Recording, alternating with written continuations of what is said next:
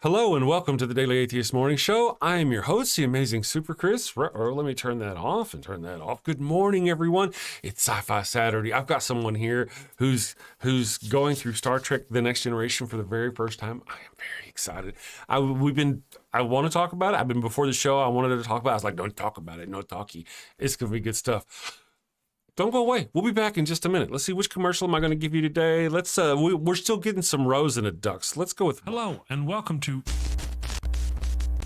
Shakespeare with a Redneck. What the? I am Wild Bill Wigglestick, and I'll be your handsome host, your gilded guide, your cowboy concierge of Shakespeare. Dude, really? Today on Shakespeare with a Redneck, I'm going to perform the prologue from Romeo and Juliet. Damn it, Bill.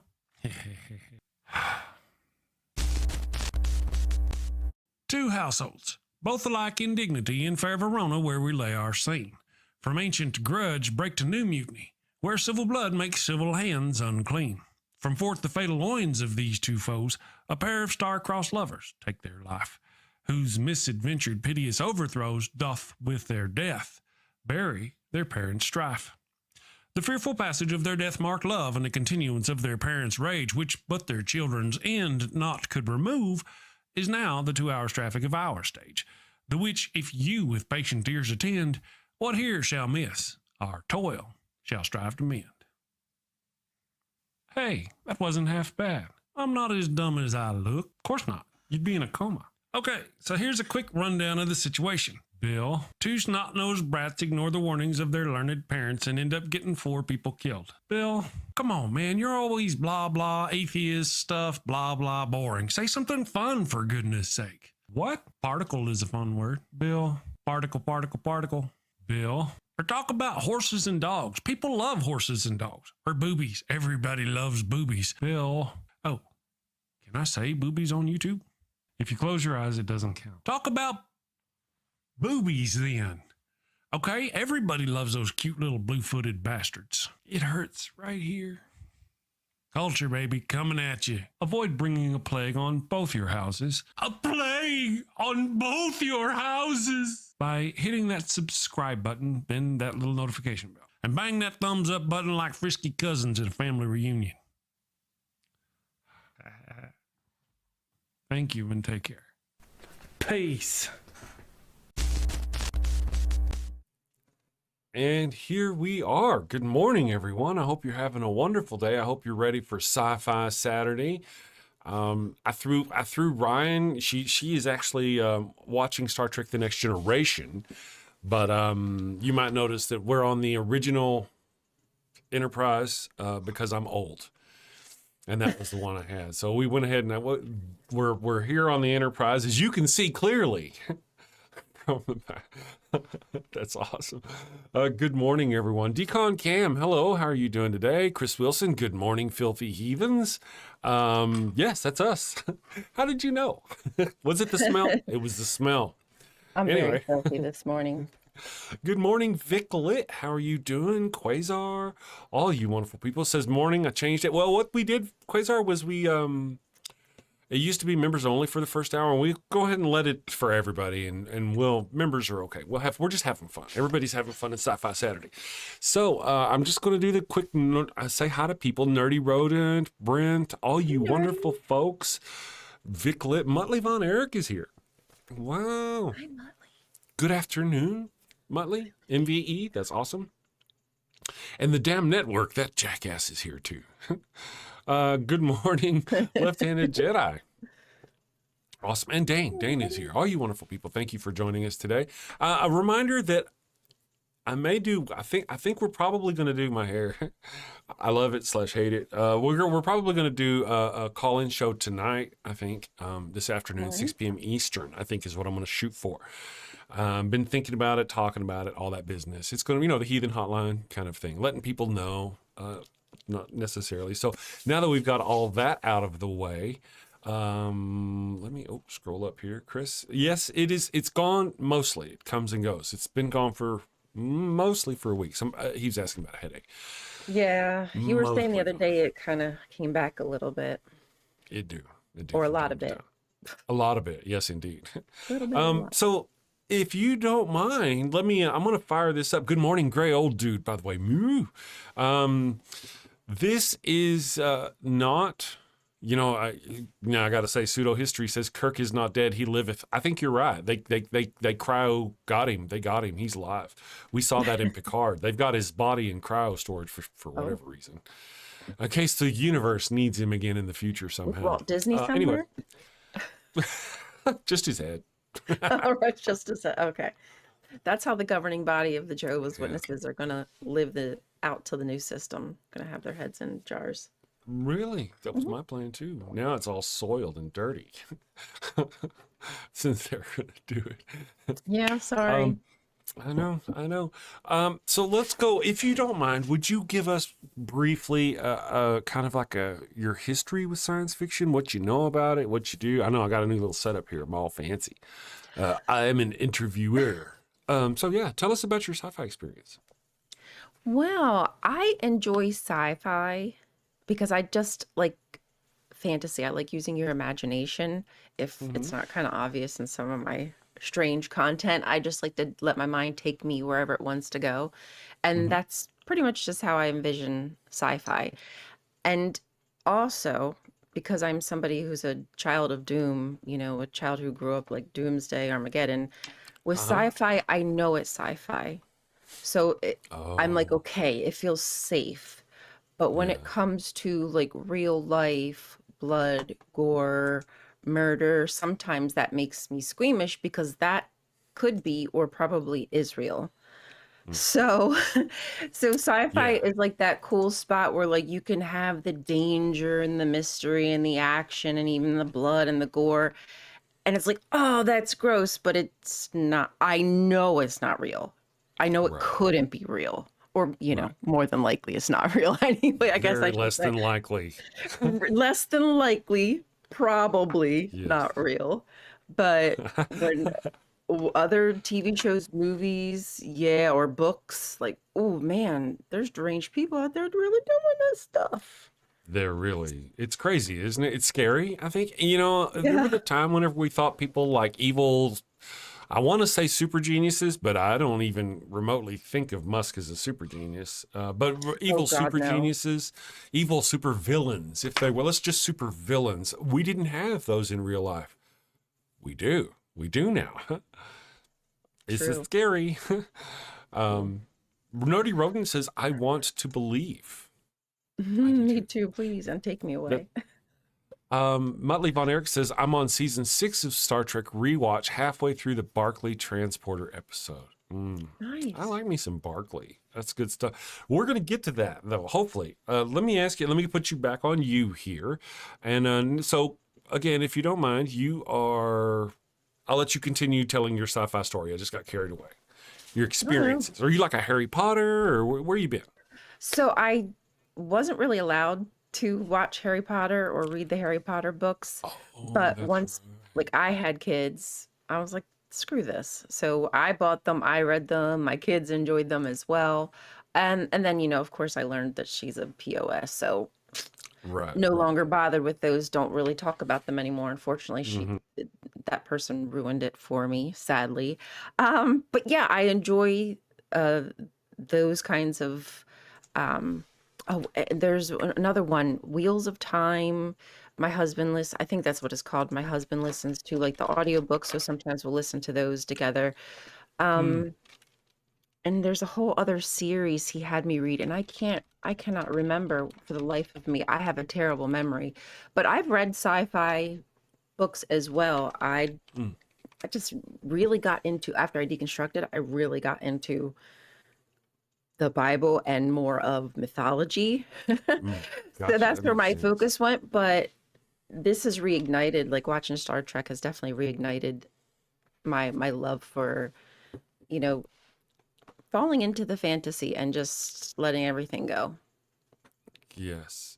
Well, with Star Trek, it's got they're actually past the World War III stage where everything went to crap, and then Right. it's a better life that we get to hopefully look forward to, and that's what I enjoy about it. There's this system of teamwork on the show where they always can depend on each other. There's never any backstabbing going on.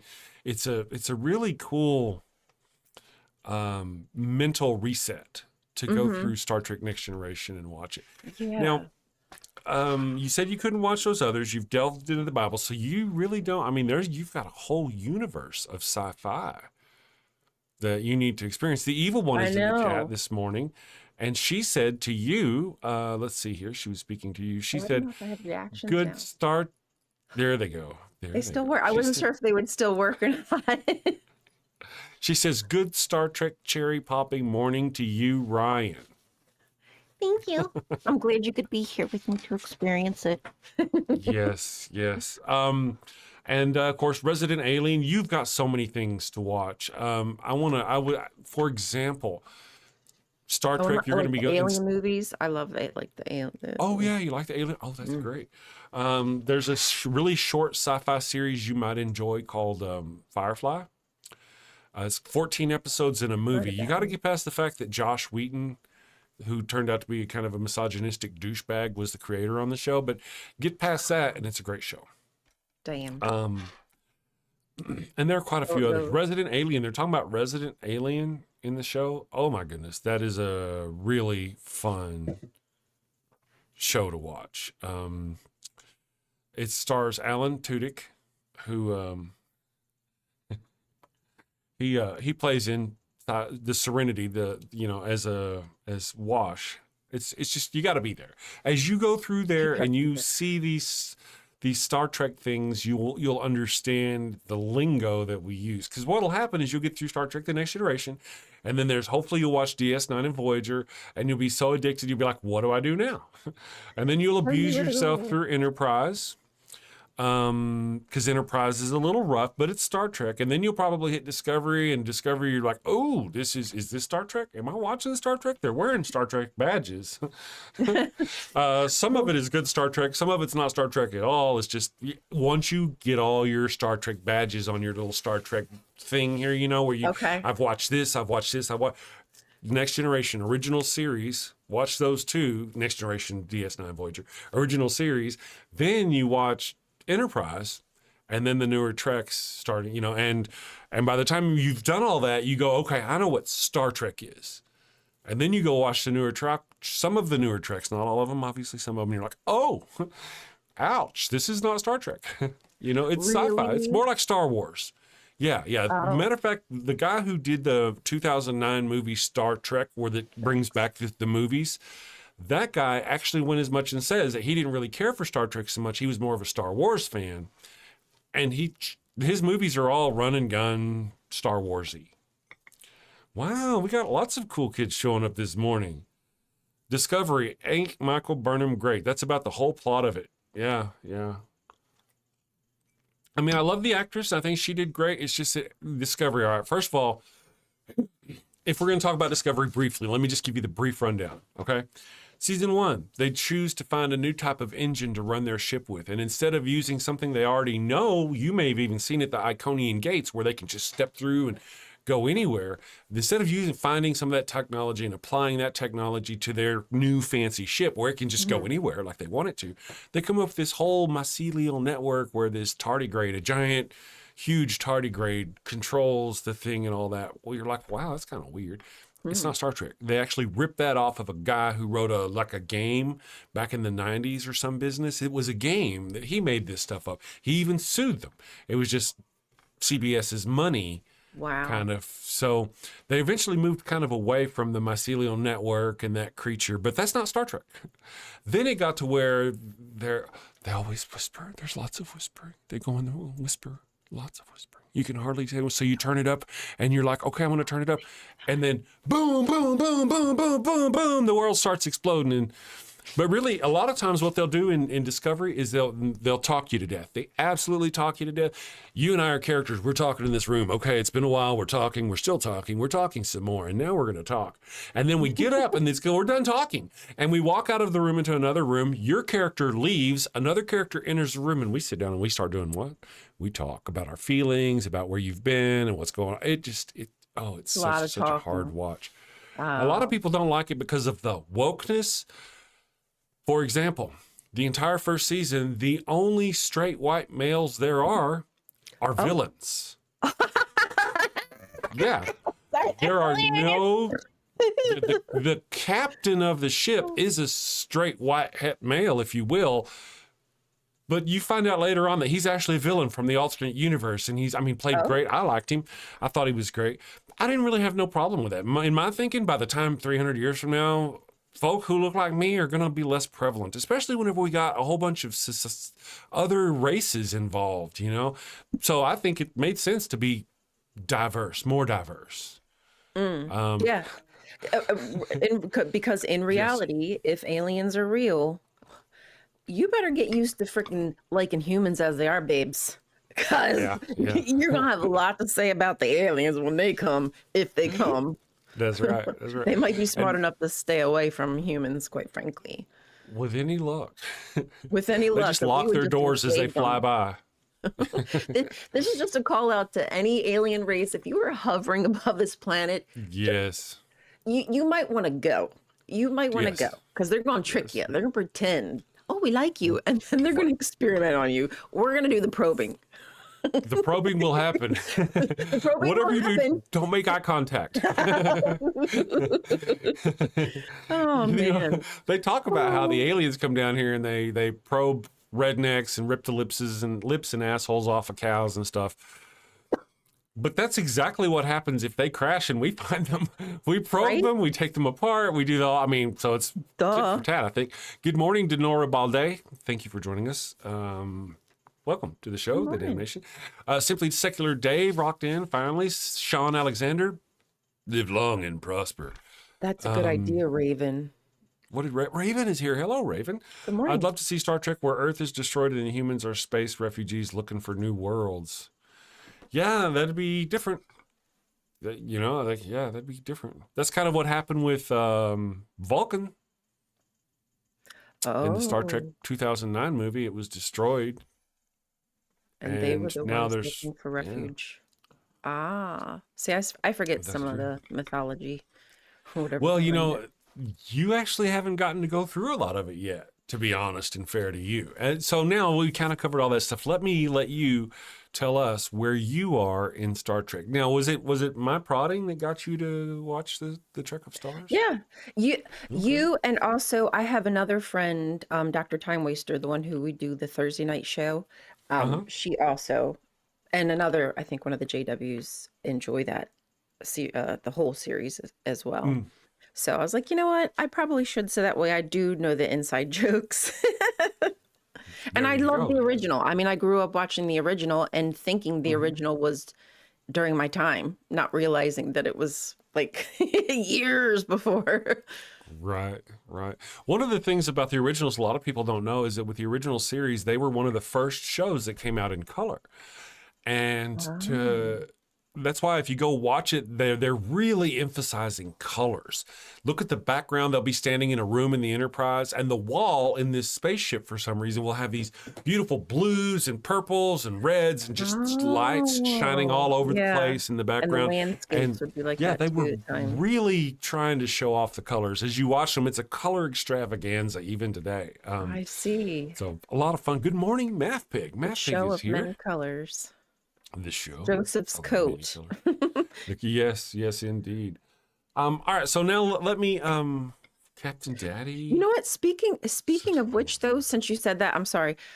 Even watching from, I think I'm in the third, whatever season. The difference in the colors, in the effects has changed significantly.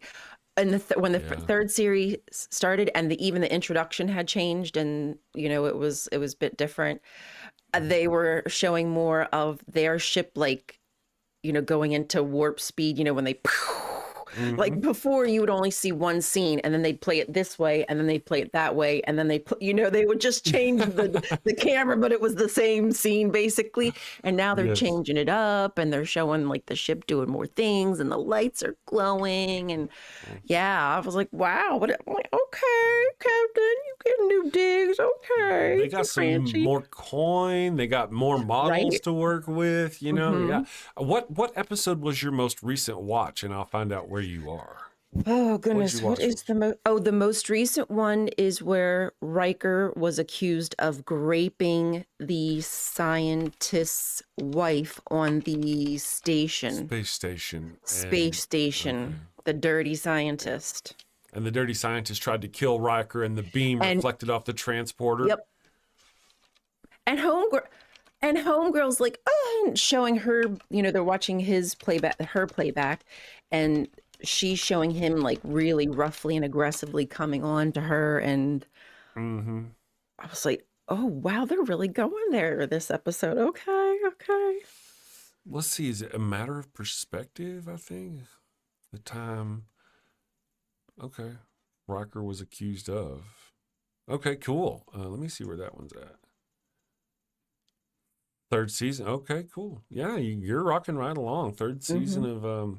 Now, did you happen to pop it open in IMDb and check that out? No, I forgot about that. That's right. No, but I will. We will do that tonight. I'll check it out here. Let me just do this. IMDb. Let's go TNG. I'm just doing a search right quick here, and I want to see on that episode that you watched as an example. I just want to use that Sure. as And it will be fresh in my mind. here loads and share. It will be fresh in your mind. Let me go here under leave of Brutus and the rest. I'll share this so everybody can see it. This is what I like to do whenever I watch a show. So, what's that? I said, not many things are fresh in my mind. No. No. All right, let's see here. The High Ground, episode 14, A Matter of Perspective. I don't know if you can see the screen or not. Oh, you've got, what are you holding up there? Oh, I was just trying to see what would happen if I held up this green whiteboard.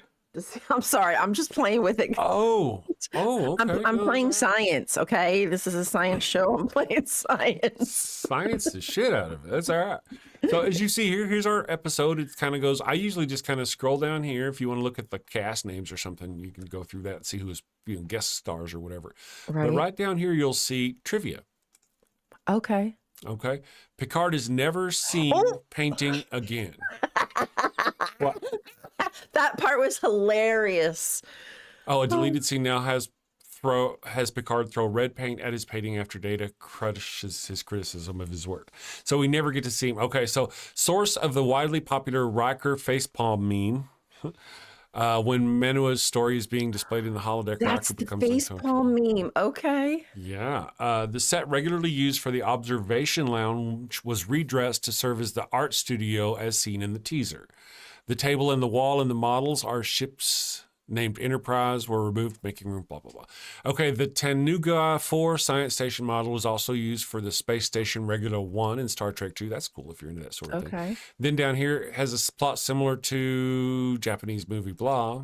Some of them are not great. Trivia. Some of them are good. Second episode in a row to feature a strategically shot, fully nude person. In this episode, it's the art model. In the previous episode, it was Q, fully nude. Yeah, Oh, you got Q. to see Q fully naked Yes, in the I got last to see. episode.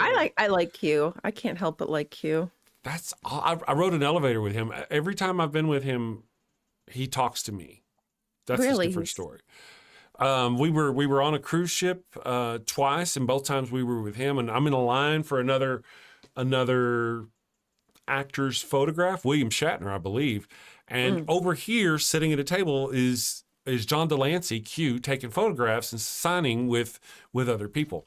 And then somebody mentioned something about the news and something that was going on, and he looks up and he just starts talking directly to me. And he just kept talking to me, and I'm like, yeah, me too. Of all the people around, I didn't even start the conversation. But the previous year, I had ridden in an elevator with him. Okay. And we spoke in that. Of course, we were masked that year. So anyway, good stuff. Let's see here. Sean Alexander says, my friend John Millerberg actually worked on special effects on the original Star Trek motion picture. The original Star Trek motion picture, I believe, is it that one? It has the same music that Star Trek The Next Generation uses for its intro. So whenever you get and you watch the original series movies, you'll hear the is it the motion picture? Which one? It's one of them. Anyway, let's see. No, it's not the motion picture. I don't think it is. Bicklet says they started my favorite Star Trek series with a friend the other day. We got through almost one whole episode. Our fault. We were chatty. You were watching Deep Space Nine? That's my favorite Star Trek. Back on our thing here, the plot is similar to The Wolf in the Fold, 1967. That's a good one. From the original series. Scotty gets accused of murdering a woman in that show. Right. Okay. And then this one here, it even I don't know why it tells you, but here it even has spoilers. So if you want to click that, you can see the teaser of the three people painting a naked muse, ties into the episode's plot of different characters recounting their own version of the same story. Interesting. Oh, So there's also that's goofs. cool. So sometimes goofs on the bridge when Wesley, Data, and Geordi explain the source of the radiation to Picard. Wesley's hairstyle significantly changes from the wide shot to the close-up. Announcer for New World Order, I believe, has just subscribed. Welcome to the Damnation. That did not sound ominous. New World Order.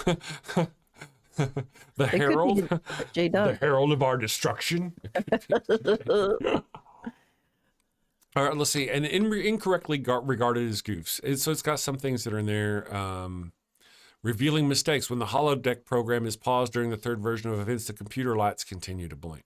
Things like that. It's fun to go through and watch these and check this out as you're watching each episode. It's just kind of, it's all nerdy. Very nerdy.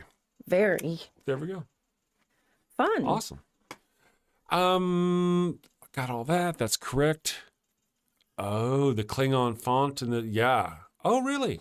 I'm old. John Delancey was a guest host on Truth Wanted a couple of years ago. I would love, if I could get a hold of John Delancey and have him come on the morning, Daily Atheist Morning Sci-Fi Saturday. I would boot your ass off this show. I'd be like, oh my God, John. I'm sorry, Ryan. I would ask if I could wash his feet. Let me tell you a story. What happened with him? Okay, so I get in the elevator. And I've got my mask on. He's in the elevator. He's got his mask on. I'm with the evil one. And we're on a Star Trek cruise. And this other nerd, you're on a cruise? Okay. Yeah. We're on a cruise.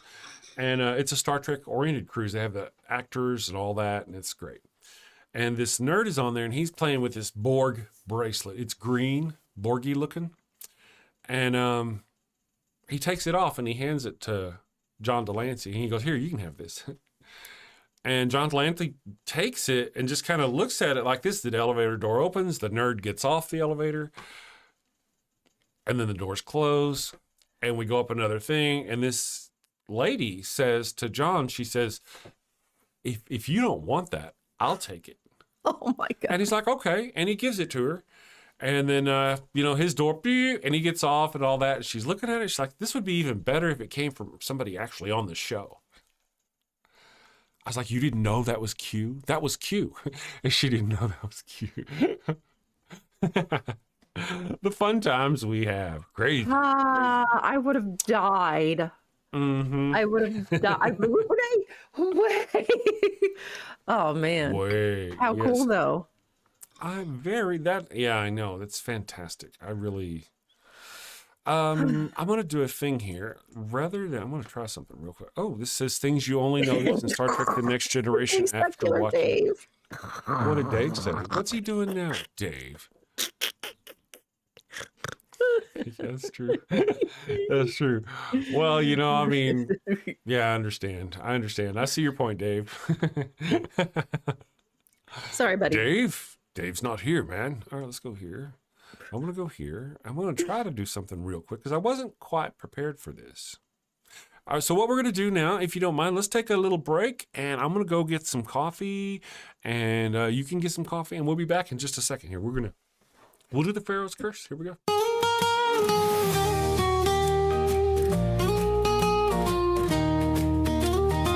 Mi burrito es tan bueno. It burns when I pee. Abraham had the crotch cooties and gave his sister wife to me. El ataco fue no bueno. It stings like a bee. They told me she was his sister. Now I'm plagued between the knees. I've got the Pharaoh's curse, a case of penile plague. I've got the Pharaoh's curse. There's fire between my legs. Mi burrito está no bueno. A full bladder I fear. Abraham's lies and Sarai's touch have left me itching front to rear.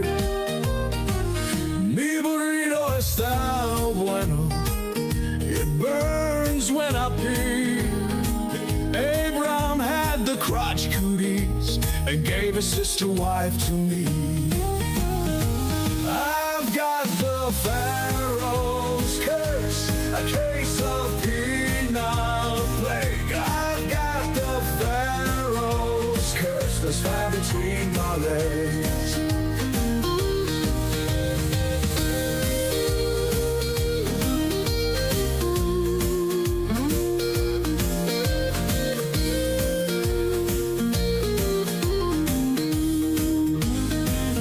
Mi burrito está no bueno. A full bladder I fear. Abraham's lies and Sarai's touch have left me itching front to rear. Mi burrito está no bueno. It burns when I pee. Abraham had the crotch cooties and gave his sister wife to me.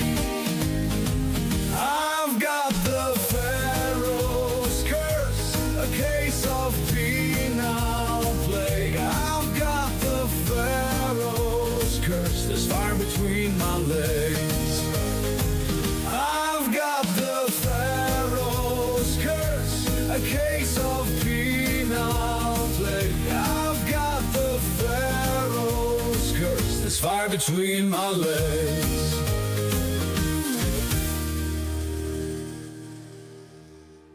That'll have to wait till later. I'll do it next time. And we're back. You know, it's actually correct on the screen, though. Isn't it correct on the screen? Oh, wait, let me look. No, it's backwards. On the boob It is tubes? backwards. Go look and see. Is it backwards or is it right? Live long and prosper. No. It's It's not backwards. mirrored me, Gotcha. but that's okay. 'Tis Are okay. you sure?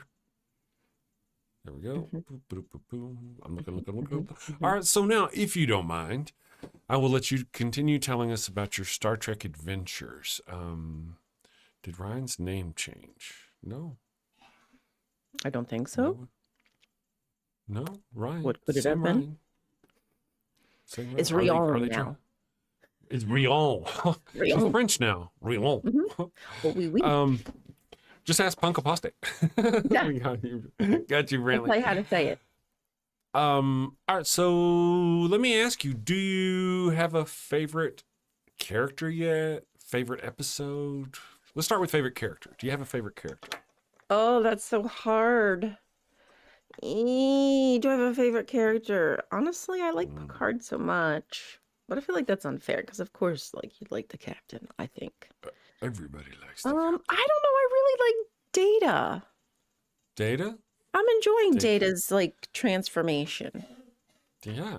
Okay. You know why? You know why? Because last night gave him a laugh, and I was freaking tears were streaming down my face. I was just laughing because he just starts going, oh, like a real belly laugh, like not the fake kind. Yeah. And That's one I of my just favorite. that was endearing to me. But is he my favorite? Oh, I don't know if I can say yet. I don't know. I don't know. Well, it'll take a little time, obviously. They all, I mean, one of the things about them is that they're a spectrum. You can have several favorites, and it's cool. People ask, who's your favorite captain? I'm like, under what circumstance? What do you mean? What are we talking about here? 'Cause Picard is like, he's the epitome of what it is to be a Starfleet officer. Right. Picard is. But, He is. once you get into the other shows, you realize, that's great and all, but there's a world out there that doesn't necessarily respond to that kind of rigidness.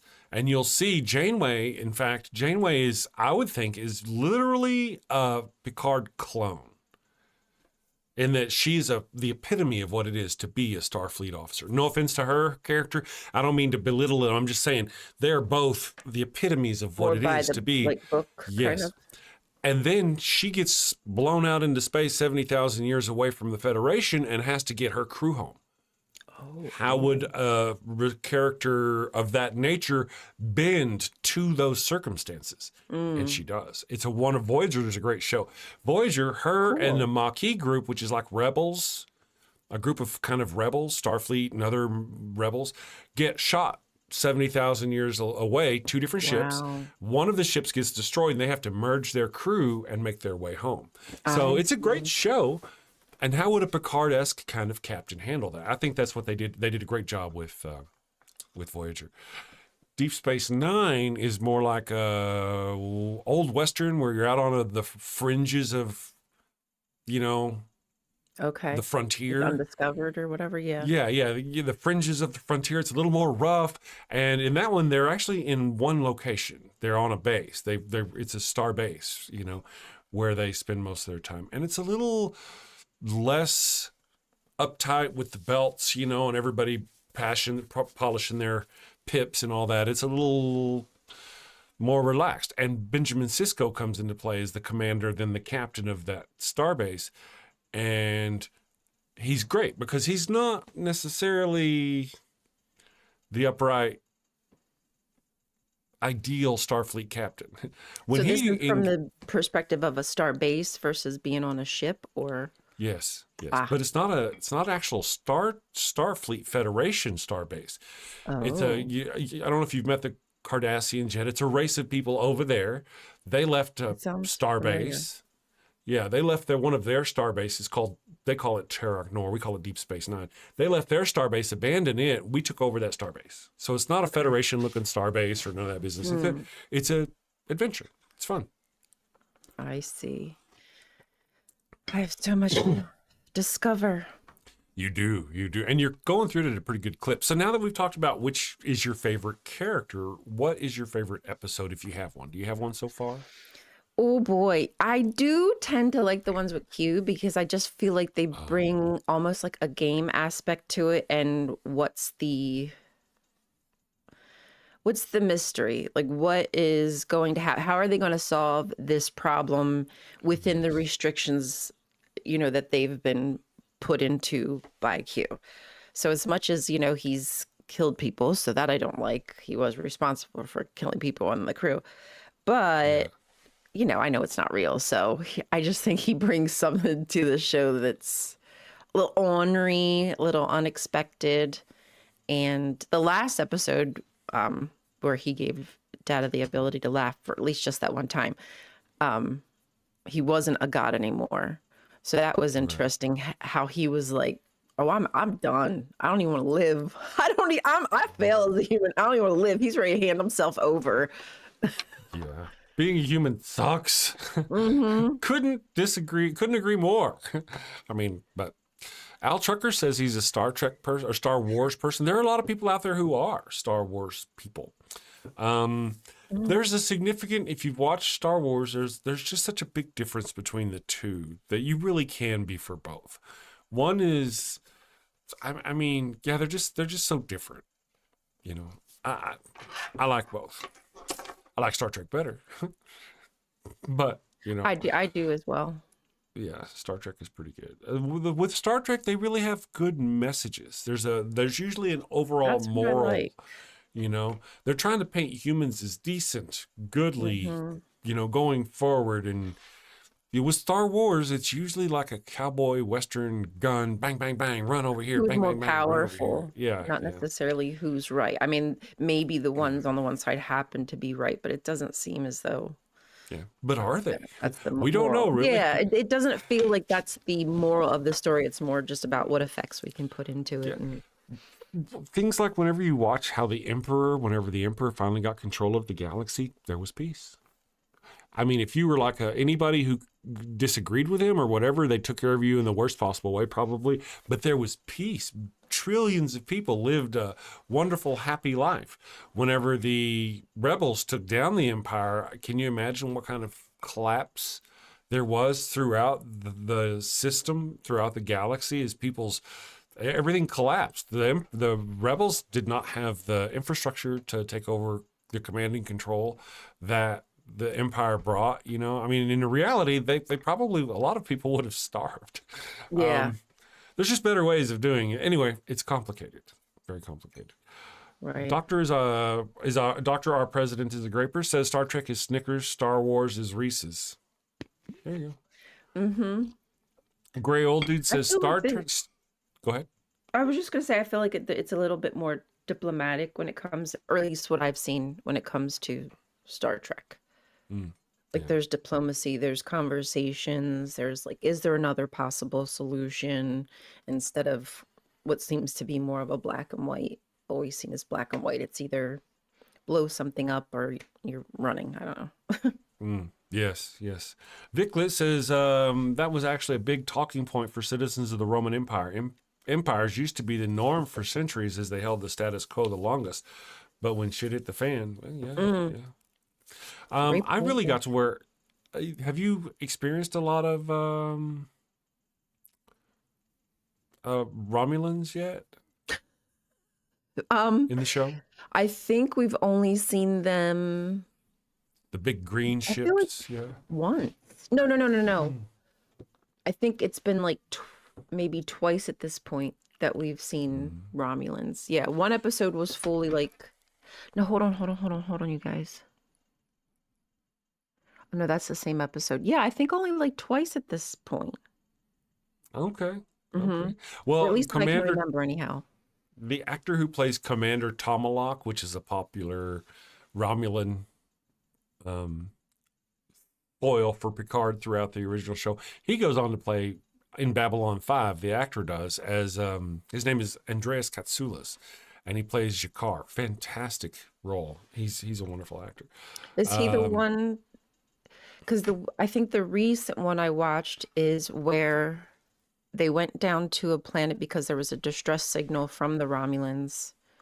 They rescued one of them up onto the ship, and he ended up dying because Worf refused to give him the blood. his blood, right, which was supposed to be compatible. And Picard would not allow the Romulan ship to come into the neutral, I think it was the neutral zone or something, into the neutral zone. And that was a big point of contention because he wouldn't allow him, and then his man died. But then come to find out, unbeknownst to the Romulan captain, there was a second person on the planet, and Geordi and him worked together to basically save themselves. So I thought that was a really cool episode. That is awesome. And it probably was Andreas Katsoulis, the actor. Let's see. I'm looking 2370. I'm trying to say, sometimes they're not very, if you get on the wrong website, it's too nerdy and you're like, what the heck? Let's see. Commander Taco. Let's see. You're going real deep. Oh. Let me do this. Episodes. He's a great actor. He's a lot of fun, and he just Memory Alpha Fandom. That's not the right one, man. Don't do that to me. Episode 2 of 4. So apparently he was in 4 different episodes. Almost certainly you've seen him. The Enemy. Yep. Yeah. So he if you haven't, you'll see him. He's around. He's a great character. Let me ask you. Have you run into Lore yet? I'm not sure. I'm not sure. Okay, I don't want to spoil anything. Doesn't ring a bell. If you could give me a hint about the episode, because sometimes names or things like don't come to me unless I have a little more info. My brain's great at that. 1 second. No worries. It's so much easier to ask ChatGPT. Lore was season 1, episode 13. So Lore is Data's evil twin brother. Oh, yes. Okay. I remember I just that didn't one. want to say that in case you hadn't seen it yet. I didn't remember. Yeah, I So couldn't remember that brothers- name, but yes, I remember that episode. Okay. Yeah. Yeah, I didn't like Okay, that so what's that? guy. I ain't like that guy. You don't like that guy. Yeah, Oh. that's okay. Let me find out. Let's see. How about soon?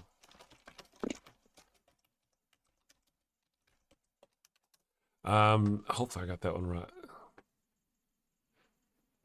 Season 4. Okay, so I don't want to spoil anything for you. There's more stuff coming on throughout the show that I think you're going to enjoy. Lots of stuff. So you probably got to see the Crystalline Entity episode. Well, I don't know. With Data, with Lore. Anyway, Lore, that's a very interesting thing. Why aren't there more Soong type robots? Right. Brent Spiner does some fun acting when he switches around. That's true. He really gets to play somebody else. That's a lot of fun watching Brent. Okay, so now on to the next. Here's something not everybody knows, but the most prolific Star Trek actor in history, the one who's been in the most of anything, is Michael Dorn, who plays Worf. Oh, okay. Yeah, Michael Dorn plays Worf. Thank you, Raven Lunatic, Thank for the you, $10 Raven. super chat. Star Wars feels like the current American situation, oppressive, evil overlords being fought by rebels. Star Trek feels like the rest of the world looking on and just shaking their heads into. Yeah, there was an episode of Star Trek that kind of encompassed this in this time period. It was in 2024.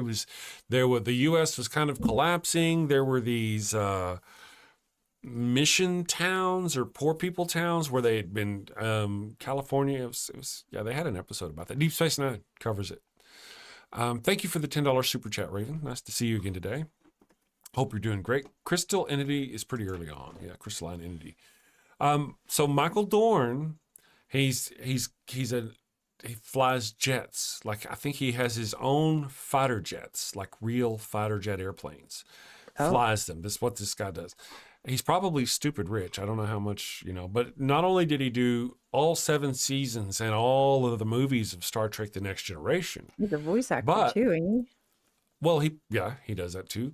But he also went over to Deep Space Nine starting in season 4 and does 4, 5, 6, and 7 on Deep Space season 9 So cool. or Deep Space Nine. Yeah. So, and he's just been everywhere. So yeah, and I he was love also the actor plays his own father, Worf's father.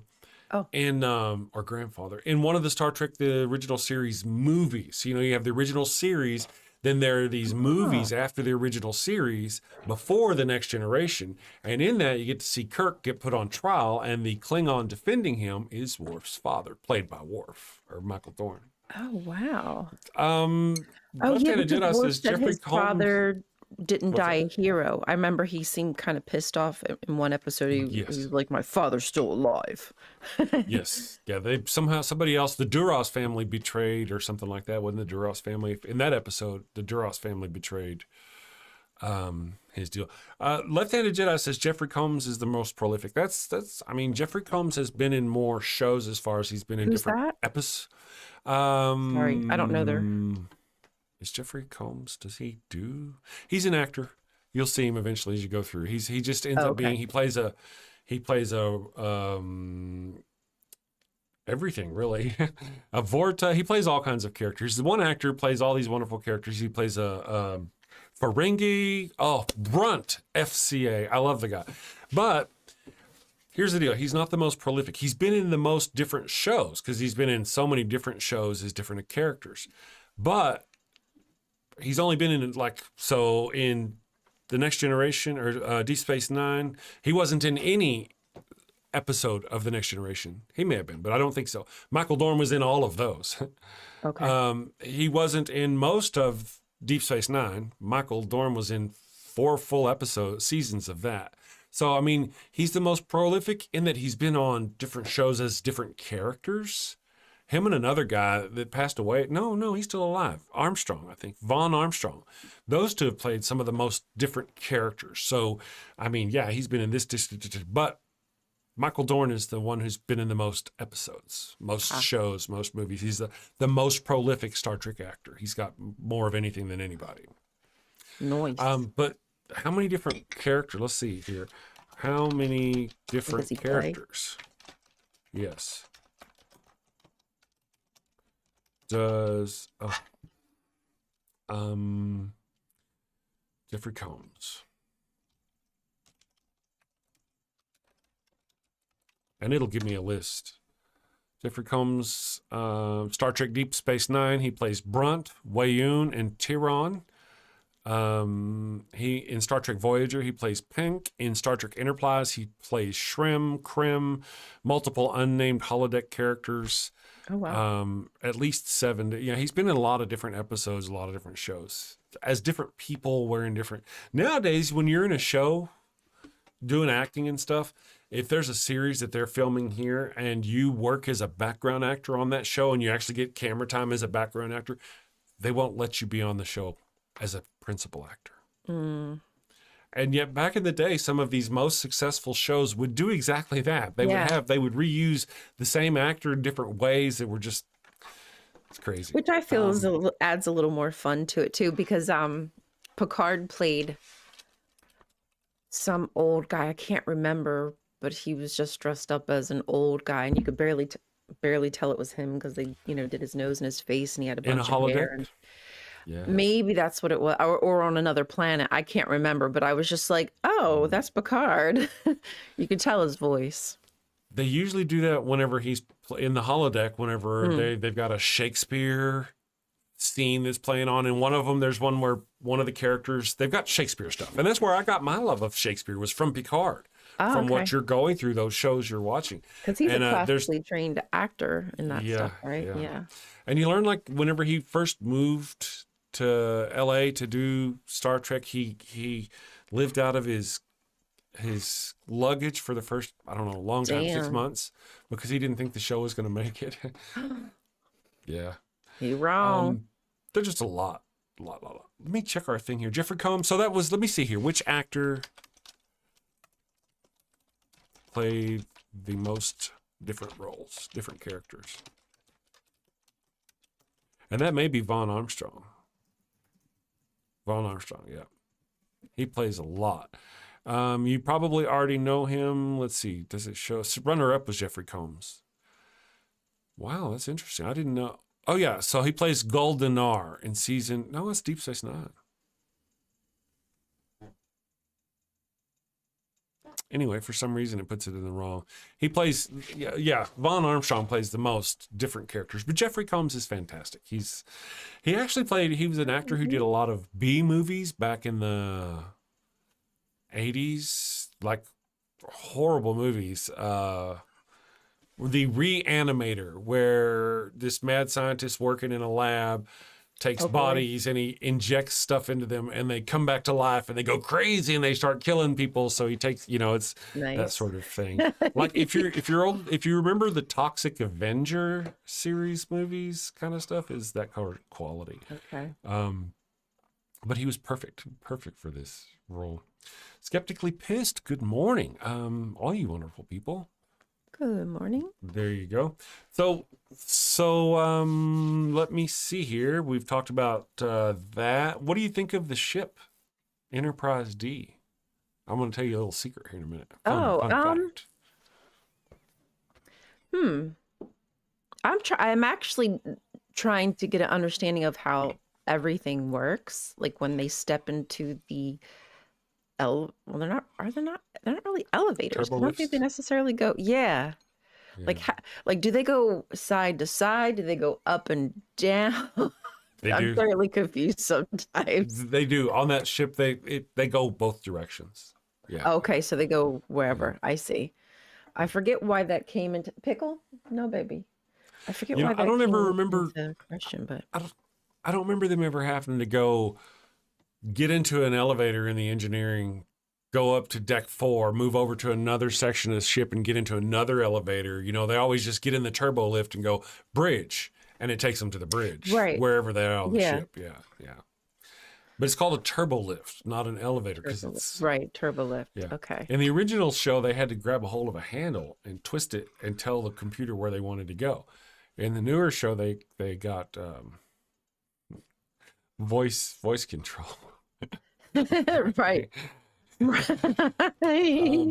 So one of the things as you go through, I want to tell you this little thing. Now, you'll notice that the Enterprise in this episode, in this series, is kind of big, like wide, where the rest of them are really kind of slender. And so later on in the show, we find out that the people call the Enterprise Ds the fat ones. I didn't even know that. My mic has got all kinds of hair on it. Anyway, because I got 5 dogs. They call it the fat ones. Me and my Maybe wife. your hair, maybe some of your hair was coming off when you got the Some of cut my and you didn't hair. realize it. Yes. So the fat ones, they like to call them the fat ones, the Enterprise D. When it first came out, this is how I saw it, especially when you see it from the side. The original series Enterprise was like a 1950s Falcon or a 1950s, 60s or whatever Chevrolet, it kind of looked but with the 80s Enterprise, it looked more like a Ferrari or a, more streamlined. It was bigger, but it more streamlined and looked more sporty. Oh, okay. I like Chris pointing out the girth of the Enterprise, just saying girth. Want you to? Just say it, Chris. Just say girth. Girth. Girth. I usually only talk about that with a wife. I don't know why it's coming up here.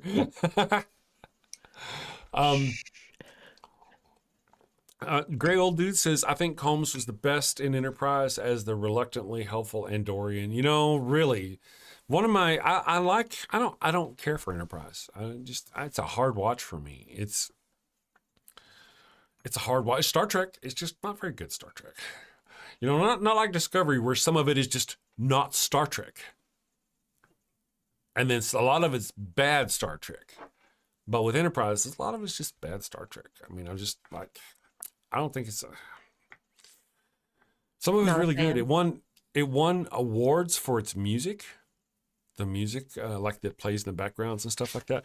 There's this one episode where they get run into, because it's their first time out into deep space, and they run into this species that sort of attacks their ship and kills people, and they're like brains in a jar, kind of like Mars Attacks. Oh, the music is really good. Yeah. They won an award for that one. It was really cool. But then they do things they didn't really have to do. There was a Romulan war that we had. Well, instead of doing anything that had to do with the Romulan war or any of that business that should have taken place during his timeline, they did the Xindi war, and the Xindi attacked the Earth, and and I'm like, what? Who is the Xindi? And then you go through these first 3 seasons to see them battle out this Xindi war thing. And then when it's over, they reset the timeline and win the time battle or some business. And yet they're still Xindi, and the people who are dead are still missing. And it's just it's bad Star Trek. It is bad Star Trek. Good morning, Funk. Yeah, hi. I got here and I love the Star Trek bridge background. You like it? Thank you. That's awesome. We're floating above you. Yes. It's not a background. Scanners to full. Yes. See? The Discovery. Oh, thank you, Sean Alexander. Let's talk about that. Well, I don't know how much we should talk. Anyway, we'll talk about it because Ryan won't remember by the time she gets to Discovery. So, the Discovery ship was weird to me. It looked like a McDonald's fry scoop banged a pizza cutter. Hey, it does, doesn't it? What they did for the ship for Discovery, they went back to some of the original drawings of ships that they had considered for the Enterprise back in the 60s or whatever, and they went that one. I've never really cared for it myself, but that's just a thing. Of course, I'm a child of, I like the standard, normal Federation style ships. You don't really get that from that one. Funk, yeah, the show is in orbit. That's right. Romulox is the Aqua Teen Hunger Force. The Enterprise was more in line with naval vessel design. Yeah. Part of the deal with the Next Generation that's really fun, I was kind of briefly talked on earlier, was that it's just a sense of camaraderie when you go into an episode, And Stargate Yeah. will bring that same thing. Somebody mentioned, a couple of people have mentioned Stargate in the chat. When you get to Stargate, it'll bring that same kind of fun. The main Stargate SG-1 team is, you've got 7 seasons of just fantastic fun, like Star Trek, where they're episodes, you've got a developing story, but it's really good stuff. It's just a little harder. It can be a little harder to watch. Some people wind down and no. The wife did not like Stargate. She didn't. No. Could not get her to like Stargate. So is that kind of called a commune? What goes on in the ship? I mean, everything's free, right? You just get whatever the hell you want. You want a drink, you want food. Yeah. There's a There is a replicator. way. You want clothes. You just go, I guess, You just go replicate get it. them. Yeah. Because they'd be dressing up for the holodeck. They'd be like, "Oh, let me get in the character." And I was like, "How are they getting these clothes?" He's like, "Oh, the replicator." I was like, "Oh, duh. Okay, so they just go Yeah. beep boop dee beep beep." I mean, you just Yeah. basically, you don't really have a want for anything. It's a simple life in some ways, even though it's not. Right. Well, that's kind of the point of life, and that's where you would want to get to, where you don't have to struggle and strive to get your basic needs met. You just go out and live your best life. Right. And a lot of folk who are nerds like us, well, that would be my best life. Exploring, being a part of that group, doing that thing. Yeah. All your medical needs are taken care of, anything you want. Now, in Star Trek Deep Space Nine, you actually get to see them go down to the replimat. Sorry, my eyes are itchy. They go down to the replimat and they just walk up to the wall and they go, boop, boop, boop, boop, boop. I want this. Their replicators at their homes are usually just for food. Basic stuff like that. Food replicators. You go to a special place to get bigger replicators. I've seen them replicate guitars and, stuff like that throughout the show. Pretty cool. And that'd be a great way to live. That's why, man, Star Trek really is the best way. Now, the ship you see is part of Star Trek, the Federation. There's the Federation, which is a group of planets that have come together politically to form what we would probably think of as like the UN. Okay. Then you have Starfleet. Starfleet is the Navy of that Federation. Right. Okay. And that's what we're watching. We're essentially watching the episodes of a ship in the Navy of Starfleet that serves the Federation. And it's a really interesting, whenever you see it like that and realize, hey, this is what's going on. A lot of the things they predicted, we've seen, they from them using tablets. Yeah. On the show you're watching now, they're using a lot of And tablets. last night, Data said something about 2024. Oh, what did he say? Oh, damn. I can't remember what he said. And we were like, because it was literally like true. I can't remember what it was. Though. Was he talking about the Irish unification of 2024? Maybe. Is that the episode where there was the T word? The T word, the terrorism. I don't know if you can say Terrorism? Can We you can say terrorism. Yeah, Okay, because see on TikTok you can't say terrorism without having trouble. But yeah, is that the episode where I don't know? Is that where Data had commented back to the captain because he was like, fighting is not the way to solve anything, and I do agree, but Data was like, well, sometimes terrorism is necessary or something to that extent, and then he quoted like Mexican Revolution, and then I feel like it might have been something in 2024. And we were like, here we go. Data mentions the unification of Ireland in Star Trek The Next Generation Season 3, Episode 8, which you've seen. The High Ground. In the episode, Data is discussing historical terrorism with Dr. Crusher, and you casually states that by the year 2024, Ireland was unified following a successful terrorist campaign. This line was controversial because in the UK, where the episode was banned, that episode was banned for that line. That's why I'm bringing this up. That episode was banned in England because they said in Star Trek that in the future, Ireland would get their freedom from England through a successful terrorist campaign. wow. Yep. It's an interesting case of Star Trek making political prediction, though as of 2024, Ireland remains divided. Anyway. So there was that. Let's see. That was a great episode because because my husband and I have had those conversations. I'm a very peaceful person, but I unfortunately understand the Empire only at times understands some violence, you know. Mm-hmm. Women yeah. and people of color didn't get their rights because the Empire said, oh, okay, yeah, I see you as human beings now, right? Like, don't work like that. Mm-hmm. So I was like, oh, That's true. these episodes really do like parallel what they don't have to say who it's, they don't have to say Palestine, they don't have to say Ireland, Right. but we understand what they're talking about. Yep. You probably already got to the episode. I think you've already been through the season 1, in fact, where there's the one planet is addicted to drugs that they think is Yes. actually medicine. Yes.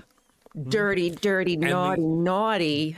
And the other planet is actually profiting off of them, even though they Yes. know they're not really addicted. Very naughty. Very Yeah, that's naughty. a- They knew and they knew, but it took Kirk a little bit, but then he was like, you Picard. know what you're doing. You know that they're addicted. And yeah. That's why Interesting. they were willing to give them a free shipment after saying they would not, Mm-hmm. could not, would not, and then decided to be They kind. did. Mhm. In that episode, I'll read that in just a second. In that episode, there were 2 men that had the power with the electricity, where they could grab you and zap you. Oh, right? yes, 'Cause yes, they- yes. Mhm. Okay, one of them was blonde. Remember the blonde guy? Yeah. Hope you. He actually, that actor plays Kirk's son in the movies, the original series. Oh, in the movies. Yeah, the original series, TOS movies, the movies after that. It's Star Wars, The Wrath of Khan, one of the best movies ever. Okay. You'll meet him in that episode. And then, that actor passed away of AIDS shortly after playing the role you watched him in. Motley Von Erich says, has anyone here played the old TNG point and click adventure game of Final Unity? I don't remember. I've played it myself. Let me read this super chat from Raven. How great would it be to instantly use the replicator to make your own Father Flanagan's throat goat fleshlight without having for the damn network to produce and merch it? That'd be fantastic. Testing I mean, I don't it. know if I'd be just using it myself or selling it. I don't know how that'd work. It's sort of like a 3D printer for today. 3D printers are kind of our normal modern equivalent. Except, it's just like plastic and other like polymer type things, but still, yeah. For now, yeah, and they can do certain kind Exactly. of metals. This is like the and, stepping stone. Mm-hmm. Did I say Star Wars Captive Desk? I am a bad person. I may have said Star Wars. Oh, oopies. And I didn't catch it, so it's cool. There was another one where in the original series, this is a great catch, Left-Handed Jedi. In the original series, there's an episode where there are people. You get to meet these people, and they're literally black on one side and white on another. Their whole body is split down the black on one side, black down the other. Oh, dear. And they're having racial issues. They're having a racial fight. And their problem is that one group is white on the right side, the other group is white on the left side, and that's their problem with each other. Oh, my Lord, have mercy. And that's really an interesting reflection on mankind, because that was back in the 60s, whenever they were doing that. Interesting. We're the Way to same, go. but different. We're the Yes, same, but yes. unique. If you watch the new movie Section 31 with Michelle Yeoh, you actually get to see one of those species, a species of that person on that show. They've black with the white on one side. I don't remember which one was which. Who was? I don't even remember the details of that episode. I gotta say though, if you go back and you watch the original series, it can be a hard watch. Some of the episodes very hard to watch. I'm Team Star Trek fully. Thank you, Trina. I'm surprised by that, a little bit surprised, but I'm glad to see it. I knew you were awesome. I figured you'd be more of a Trekkie or a Star Wars person for some reason. I just, just way my brain works. I enjoyed Vic- like the first couple movies, Mhm. but I've seen a few of the newer ones, but I don't know. I just lost interest. I'm sorry. No, yeah. Yeah, I did. I have to say, the Star Wars movies I was disappointed with a lot of them. And, I watched, this is bugging me over here. I'm going to have to go cut that shit off all by Oh no. I'm going to have to. It's just bugging me. Oh, is it a little I'll take uneven care of there? I don't know, but I can't make it go away. The wife's like, no, he ain't cutting shit. Because I do that. I'll go get my hair cut, then I'll come back home and cut it some more. Morning, Sumami. Nice to have you. Mr. Peabody, thank you for joining you. Morning. Paulo Gia did some Star Trek trivia last night on Toast to Toast. Oh, Polo Gia. That's awesome. He's cool. I didn't know he was into Star Trek. He's Guitar cool like Dog a. says- Yes, Wile E. Coyote. Guitar Dog, good morning. GD says, Paramount digitally enhanced old Star Treks. Yeah, they did some of that. They did some refurbishing them, some of that stuff. I am going to, real quick, I'm going to run us a little thing, and we'll go get some coffee, and we'll be back in just a few minutes. Here we go. Let's see what we want to do right now. Let's give us a minute or two. Let's do our new and improved fascism commercial. Today's world is confusing, and there's too much information for one person to make sense of it all. Which credit card should I pay off first? Is non-fat milk good for me? Who should I vote for? Let's face it, if you can't figure out high-interest milk, then how can you be expected to make political decisions that influence a country of over 325 million people? Well, that's why there's fascism. Fascism is the political, social, and economic system for today's world. The Merriam-Webster Dictionary defines fascism as a political philosophy, movement, or regime that exalts a nation, and often race, above the individual, and that stands for a centralized autocratic government headed by a dictatorial leader, severe economic and social regimentation, and forcible suppression of the opposition. Choose this ideology and life will be easy. Did you ever look at someone who uses really big words and think, I wish those libs would just disappear? Well, under fascism, your dreams can come true. Under fascism, you won't have to worry about the pesky little things like brown people or atheists, or who in your country is entitled to basic human rights and who is not. Hint, hint, the answer is nobody. Yes, friends, this truly is the final solution you've been looking for. And if you're concerned if this form of authoritarianism will be up to your high standards, don't worry. American fascism will be the best fascism in the world because it's been endorsed by Jesus. So go out and destroy freedom and democracy by getting fascism today. Paid for by the Fascio Conservative Party, formerly known as the GOP.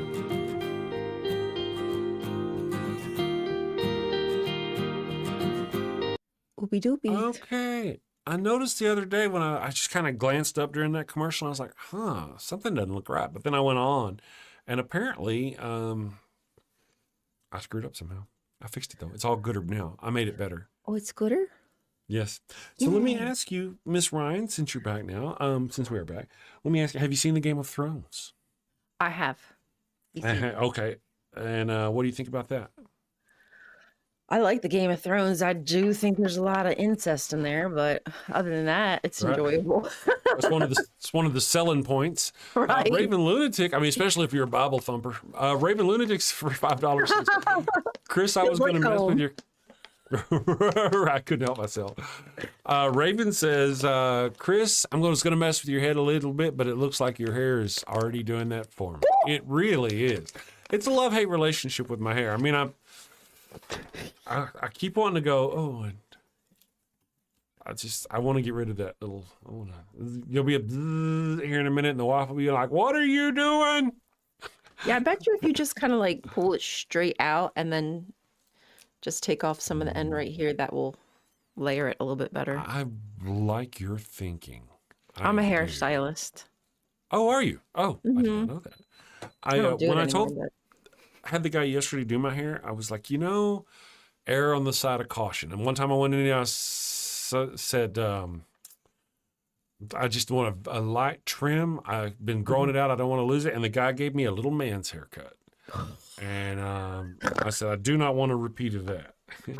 If you know what a little man's haircut is, right? Part on the left, swoop it over, really short. Yeah. I was the wife. I was growing it because I was doing acting, Shakespeare and stuff, and I wanted to be like this, Right, have something to kind of move around. Yeah. And that took months off my journey, like bastard. Darn. I'm getting Darn. there. The wife looks at it and she's like, I do you. My voice isn't quite as deep and rough as hers is, but you know what I I mean. do you. Oh, she's here. She's here. Touch it and die, she says. Touch it and die.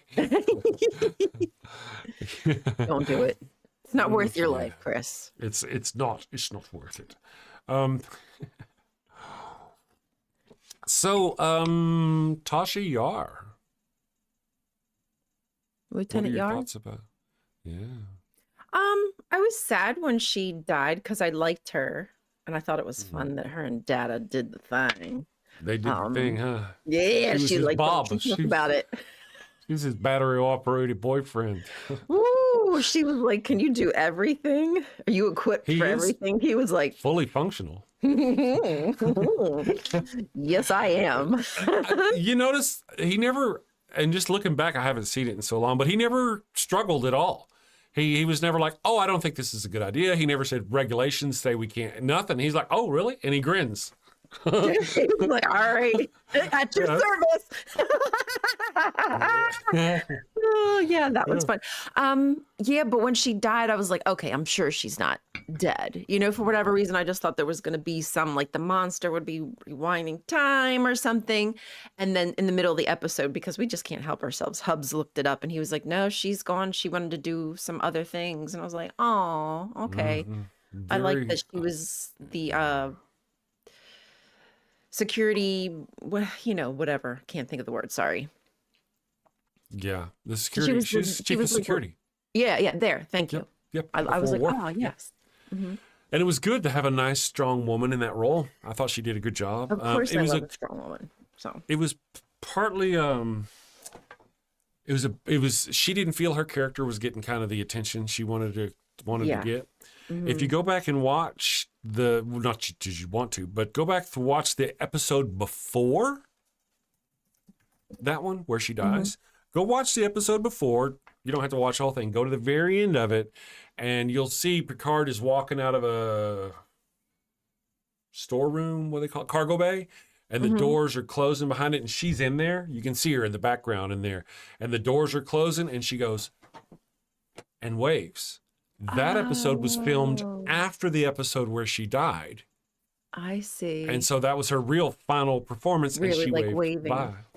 Oh, that's so cool. I love that. IMDb Easter will egg teach there. you a lot. Mm-hmm. That's the kind of thing, I see. The name of that episode is The Skin of Evil. That's a good episode. Skin of Evil. Or as I like to call it, The Ex-Wife. Oh, ew. I don't know all about that. Yeah, you know how it is. These are some of my Star Trek: The Next Generation is really a fantastic foundation for getting into Star Trek. The Evil One, she had seen. No, actually, she was a fan of John Delancey, who plays Q. Same She was a girl. fan of- Same. yeah, she was a fan of his because He does it for me. he does it for me too. John, if you're watching. He's cute, he's quick-witted, he's funny, and hilarious, he's charismatic, and it just comes off very natural to me. It doesn't seem like he's acting, it just seems like that's who he is as a person. I could be wrong, but anyway. Yep. He played on Days of Our Lives for a long time. Before that, he played a doctor on that show, and that's how she knew him, because she was into Days of Our Lives. Then, whenever he showed up he was going to be on the first episode of Star Trek, she kind of watched a tiny bit of Star Trek because of him, got to liking Picard. But that was really about all the sci-fi that the Evil One had endured before we got together. Her and the girl, the daughter, had done Harry Potter and whatnot. They were in it, but that was really the extent of their rom-com, I guess, whatever you watch if you're not watching Star Trek. And sci-fi fans, I don't know what they watch. But yeah, and then but the way I got her to crack, if you will, was watching TNG. And somebody mentioned earlier Battlestar Galactica. I love me some Battlestar Galactica. Obi Atheist, I believe that was you. I love the new ships and stuff. It was fun. Thought I'd catch that out there real quick. Have you seen the movie Heavy Metal? She probably hasn't. What's it I'm about? just I don't think, and again, I'm terrible with like titles and things like that. I don't think I have. I'll help you. It's kind of it's a cartoon from the 80s. It's got a lot of heavy metal rock in it. It's got John Candy doing the voice, and like Candy. Harold Ramis. But it came out a long time ago, and it's just not likely because you were still in the religion back then. Yeah, right. It's an interesting show though. It's a great one. It's a cartoon. It's kind of cartoony. A lot of it's cartoon. There's some where they do the cartoon overlay with the rotoscoping, and it's interesting. It's a good show. I wonder. I'm just gonna look it up real quick. Heavy Metal. Yeah, you'll see it looks like a cartoon. They're probably like a logo of a woman in a bikini, black bikini kind of thing, red boots, holding a sword in the air. Oh yeah, probably not. Let's go Heavy Metal. Images. I'll share with you here on my screen. Yeah, share with everybody. It's not ringing a bell. No. Because I even had to like be very cautious about watching He-Man. That wasn't allowed. So. This actually has nudity and stuff. They're yeah, not definitely very not. likely. Yeah. And it wasn't a grown-up movie. It's grown up. But here's the image I was talking about, her with the black bikini. Yeah. It's cool stuff. You might enjoy it now. It's got some good shit in there. It does. Yes'm. As you go through your sci-fi adventures. Right. Now, do you call like Black Mirror, things like of that nature, sci-fi? Yeah, it depends. I've only seen one episode of Black Mirror, and I don't remember it having that sci-fi. But Black Mirror is an anthology, and they go to kind of different worlds and do. Yeah, so it's kind of, I would call that kind of sci-fi, more like a modern day Outer Limits or. Yeah, that's exactly. And I used to love like Outer Limits and Twilight Zone and. Twilight Zone, yeah. Yeah, I love those. They scared me. Like I still have, I can't remember which one, but there was one where the guy was on a plane and he saw a gremlin of sorts or something like tearing the plane apart. And I still kind of think of that sometimes when I'm flying. I'm like, what if I saw a little gremlin out there like tearing it? And nobody saw it, like nobody else was seeing what was happening, but he was seeing it vividly. Anyway. Oh my goodness. Oh my goodness. Do you know who the guy was? No, I can't remember. But I remember so many of those like episodes, just little bits and pieces of them, but. That guy was Captain Kirk. That guy's William Shatner, the actor who plays Captain Kirk. Oh, I am not kidding you. A lot of Captain Kirk, like parody and stuff, is going. There's some thing out on the wing. There's some thing, right? I can see it now. Oh my God, that's hilarious. That's William Shatner before he did Star Trek. Yeah, I love those shows, there's man. something out on the plane. There's some big guy out there with a big furry suit on. And it grabs his face outside and it's like, at the end. Yes, anyway, that's a good episode. Yeah, that's William Shatner. There's something on the edge of the plane. That's crazy. Hi, Bree. Yeah, I love that. I love that because it's imaginative. You can just basically create any kind of world you want. You just make the rules. You really can. You don't have to play by these rules. You do not. I am so glad that you're getting into the sci-fi. And of course, as you continue going down Star Trek, I'll hit you up for more Sci-Fi Saturdays. Because it's just, do y'all like watch 2 or 3 episodes a night? How's that working out for you? You're flying through it. I feel like it's about right. It probably on the weekends, it's probably more.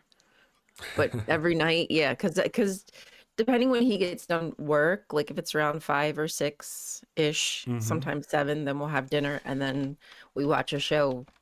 We basically watch a show while we eat dinner. So we go into the living room and we stay there until it's time to go to bed. Awesome. That is fantastic. Let me go here. I'm gonna try to get Bree. I'm just so glad you're going through it. The Star Trek is. I wish I could go through it again for the first time with that newbie feeling. Hey, what I'm going to do real quick is I'm going to post a link to Bree's sci-fi show here. It's coming up in just a few minutes.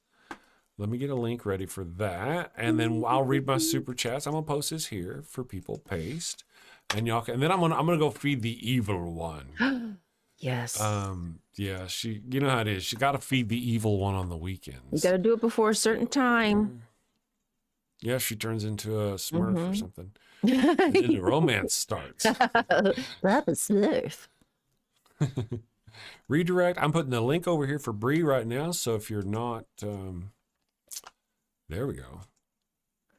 All right, let me save that. That way people will get shuffled off to Bree's stream after we're done here. And let me read our super chats for the day. fan funding. Thank you all for being here. Look at that. We got that green screen on, so part of your body kind of pretty much disappears when you It disappears when the it green goes comes on, I green. think. Raven Lunatic for $10 says Star Wars feels like the current American situation: oppressive, evil overlords being fought by rebels. It's us. Star Trek feels like the rest of the world looking on and just shaking their head in disbelief. Yeah, we won't let them join the Federation because they wouldn't let us join the Federation. The Federation would not let America join because we're such shit. Raven Lunatic for $10 said, how great would it be to instantly use the replicator to make your own Father Flanagan's throat goat fleshlight without having for the damn network to produce and merch it? That would be fantastic. Yes. It would be. And then fun for the whole family at home. Whatever you want. Well, not the dogs. Anyway, Raven Lunatic for $5 says, Chris, I was going to mess with your head a little bit, but it does look like your hair is already doing that for me.